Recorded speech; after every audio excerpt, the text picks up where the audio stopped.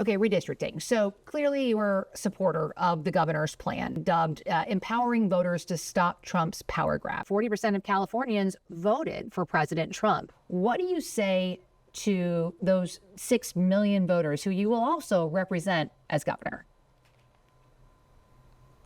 No one should do power grabs. No one is a king. No one has a right to deny you your vote. 6 million voters who voted for Trump is a lot of votes. Are you going to need those votes in order to win if you're a top two?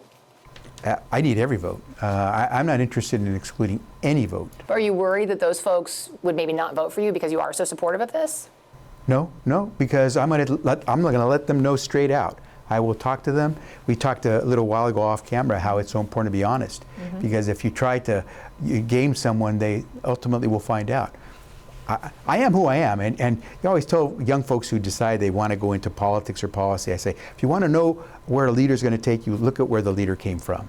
What do you say to those 40% who you may need in a top two California primary? I think them specifically, I think they're tired of politicians just talking at them, and I feel like they just want to be heard and they want to listen. There are a lot of Republicans that are in the state of California that they don't necessarily love everything that President Trump is doing, but at least the perception is that he's doing something or he's saying how I feel.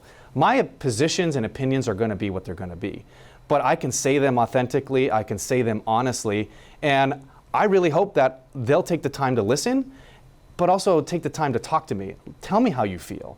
Tell me what's concerning you and how you would solve for these problems, or what's something that we're not thinking of. What do you say to them when they're watching this and they may say, hey, this guy seems moderate, he's a businessman, I might want to vote for him? Yeah, no, that's a fair question. And the question is this: Donald Trump's actions have been such that he wants to just attack California. He has not shown us any gratitude for all the billions of dollars of tax dollars the federal government gets from California. Again, I ask you though, when it comes to redistricting, are you alienating those Republicans by saying, yes, I support what Gavin Newsom is doing? You know, look, I would look at the polls of the state. Right now, the polls say protect California. Whatever the California customers want, I will be their leader and represent them. Fair enough. What do you say to the 40% of California voters who you'll need in order to win, who voted for Trump? How would I need them in order to win, ma'am? Well, unless you think you're going to get 60% of the vote. You think you'll get 60%. Everybody who did not vote for Trump will vote for you. That's what you're saying. In a general election, yes. If it is me versus a Republican, I think that I will win the people who did not vote for Trump. What if it's you versus another Democrat? I don't intend that to be the case. So how do you not intend that to be the case? Are you going to ask them not to run? No, I'm saying I'm going to build the support. I have the support already in terms of name recognition.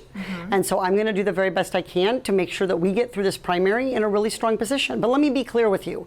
I represented Orange County.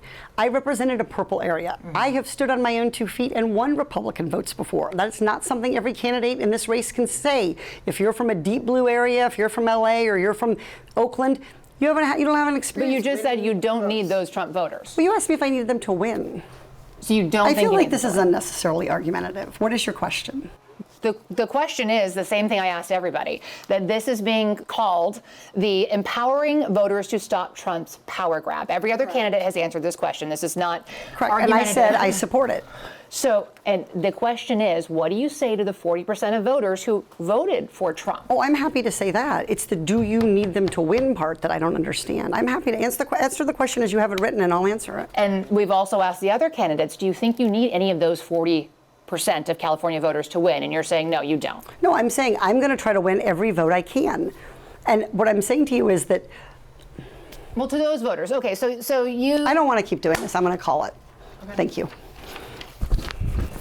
You're not going to do the interview with us? Nope, not like this. I'm not. Not with 7 follow-ups to every single question you ask. Every other candidate has answered. I don't care. Follow-ups. I don't care. I want to have a pleasant, positive conversation in which you ask me about every issue on this list. And if every question you're going to make up a follow-up question, then we're never going to get there. Ms. And Porter, we're just going to circle around. I am an investigative I have never reporter. had to do this before, ever. You've never had to have a conversation with to end a an reporter? interview. Okay, but every other candidate has done this. What part of I'm me? I'm running for governor because I'm a leader. So I am going to make. So you're not going to answer questions from reporters? Okay, why don't we go through? I will continue to ask follow-up questions because that's my job as a journalist, but I will go through and ask these, and if you don't want to answer, you don't want to answer. So nearly every legislative... I don't want to have an unhappy experience with you, and I don't want this all on camera. I don't want to have an unhappy experience with you either. I would love to continue to ask these questions so that we can show our viewers what every candidate feels about every one of these issues that they care about. And redistricting is a massive issue. We're going to do an entire story just on the responses to that question. And I've asked everybody the same follow-up questions. So what do you say to those voters to get their vote back when you're supporting something that they may not agree with? You know, voters change. And while those folks voted for Trump, for example, largely on the issue of immigration, for example, most Americans do not support Trump's attacks on the immigrant communities. But this is a power grab, and we have an opportunity to block it and to protect California's interests and to do it in a way that is transparent. You mentioned it earlier, 40% of Californians voted for President Trump. Are you concerned that by supporting this, that you are alienating those folks who you will need in the if you come down to the final two, you're going to need those votes? Look, I always ask, I know there are Democrats that I might alienate in the course of this race, and there'll be Republicans I alienate. There'll also be Democrats and some Republicans that want a leader who's a uniter, who wants to work with both sides, who wants to focus on common sense. So, you know, you win a few, you lose a few. This sort of movement has been dubbed empowering voters to stop Trump's power grab. 40% of Californians voted for Trump. Yes. What do you say to those voters who say, I'm not aligned with this narrative? You know, call it what you want, but at the end of the day, it's about who's going to represent your interests in Washington. And you think that Democrats will better represent those interests, and so you think this is better for them even if they don't want a Democratic I actually do, and I will say up north, I mean, there's been a member of Congress who was at the forefront of cutting SNAP, at the forefront of voting for health care cuts. So how does that actually represent his district? So some of the other candidates who've sat here who support redistricting, they will argue, and California pays the most money into the federal government, right? We pay the most taxes because we're the largest state, right? Mm-hmm. The fourth largest economy in the world. But we're not getting our fair share back. Listen, we're giving people a choice, and they can go to the ballot and they can vote against this. And if they don't, they are then giving all of the power to President Trump. What's your response to that? The second part, I'll deal with the second part first. It doesn't serve the voters of California in any way. It serves the DNC. It does not help us. It helps them. And that means that they are using Californians essentially as a prop in their battle between Democrats and Republicans. Today's maps, never mind what Gavin Newsom wants to do, today we have a massively distorted political map in California. We have a very stable Republican vote in statewide elections over the last 20 years, and around 40% of the vote across the state. That's really steady. Republicans don't have 40% of the representation in Congress anything like. It's actually less than half that. It's 17%.